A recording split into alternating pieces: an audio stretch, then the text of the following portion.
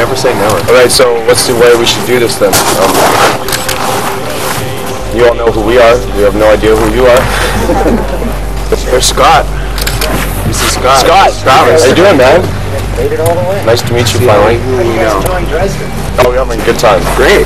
Last 2 days have been very chaotic. Just no sleep, no drugs, no sleep.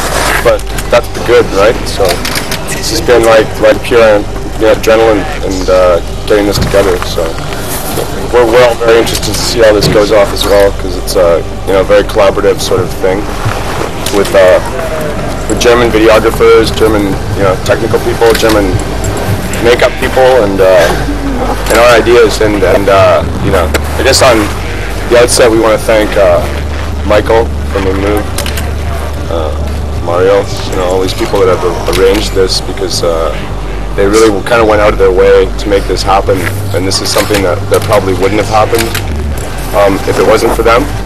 And I talked to Michael today, and I looked in his eyes, and I saw a person who's really committed to your black scene, and I'm really happy to be doing this tonight in a way, and feel very committed to trying to make it a good thing. And again, I say thanks to them. And Stefan, too. And Stefan. Yeah. Stefan, perfect. Of course.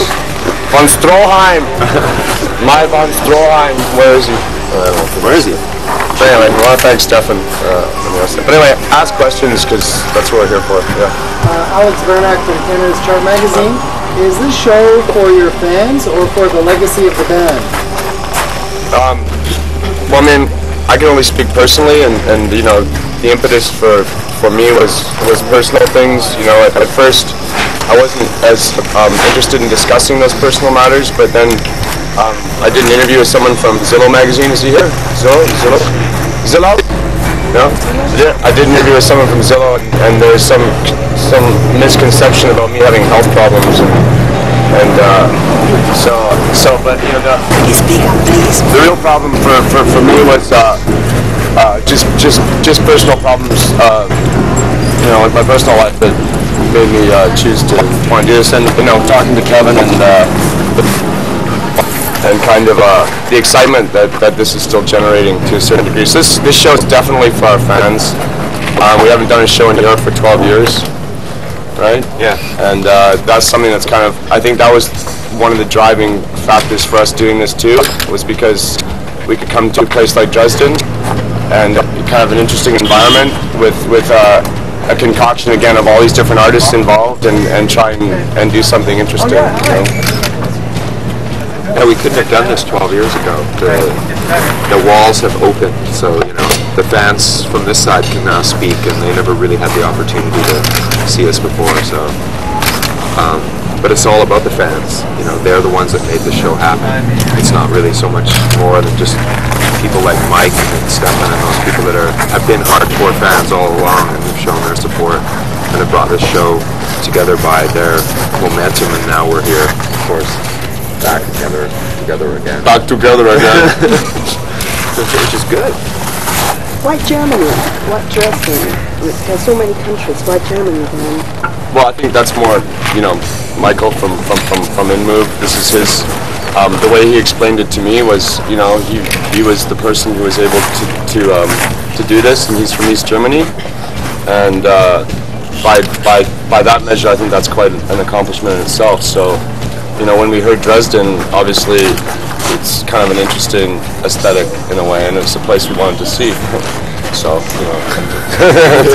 multi-layered. Does it have nothing to do with the performance fee?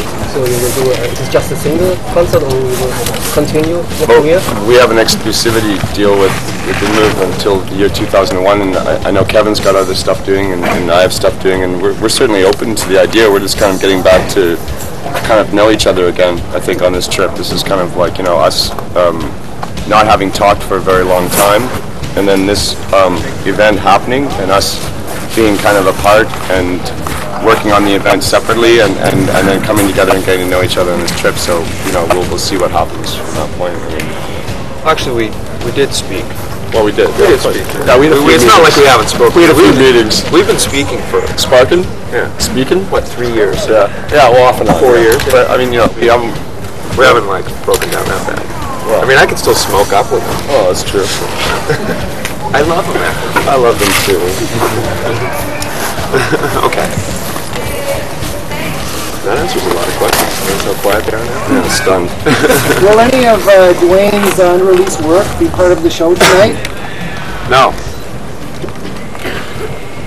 No, why would we do that? We're performing in Skinny Puppy material. I thought it was a collaboration. Yeah, I mean, we were wondering how to, like, you know, deal with that. I mean, there's a lot of issues that, you know, we can talk about here with regards to, you know, our own motivations for doing this. Like, I'm sure everybody would love to ask me why I'm doing this after being so adamant about not doing it. But with regards to Dwayne, you know, we have little special things, you know, our own personal things up on stage that remind us of Dwayne. But to present him, we had ideas of presenting him in a way here, and we had thought of replacing him with somebody, and you know, that turned out to more or less just be something that you know, we're doing especially for ourselves. It'll be subtle and won't be as apparent, but we're just doing Skinny Puppy material tonight.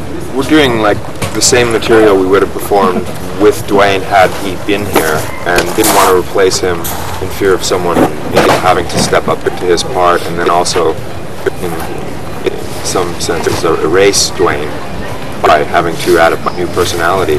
So by way of technology, we've gone into the studio and helped Dwayne to be more virtual, and to be here in the space, and also be in the spirit and heart, and, you know, good wishes towards him.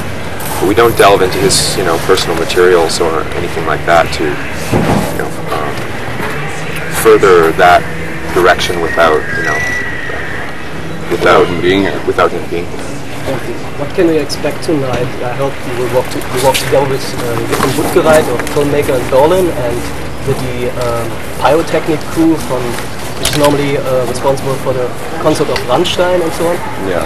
Well, we had planned. We always plan more, and then we run into problems with safety requirements.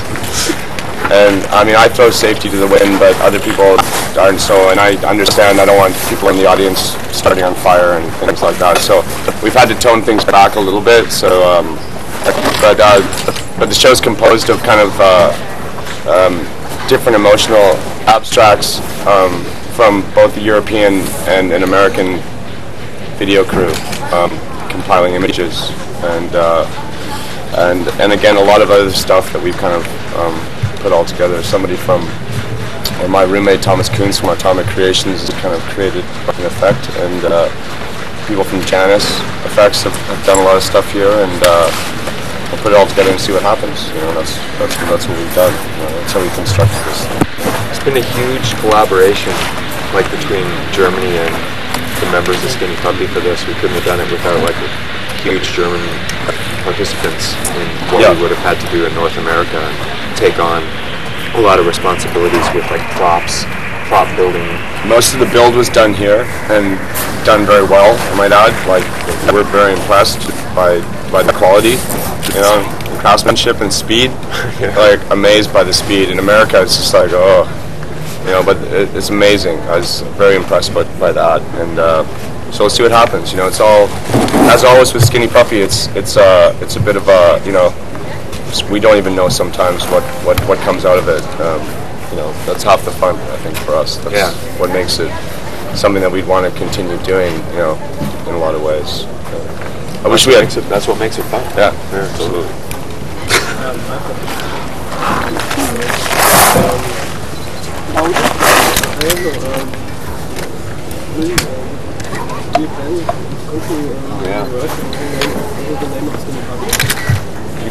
Yeah.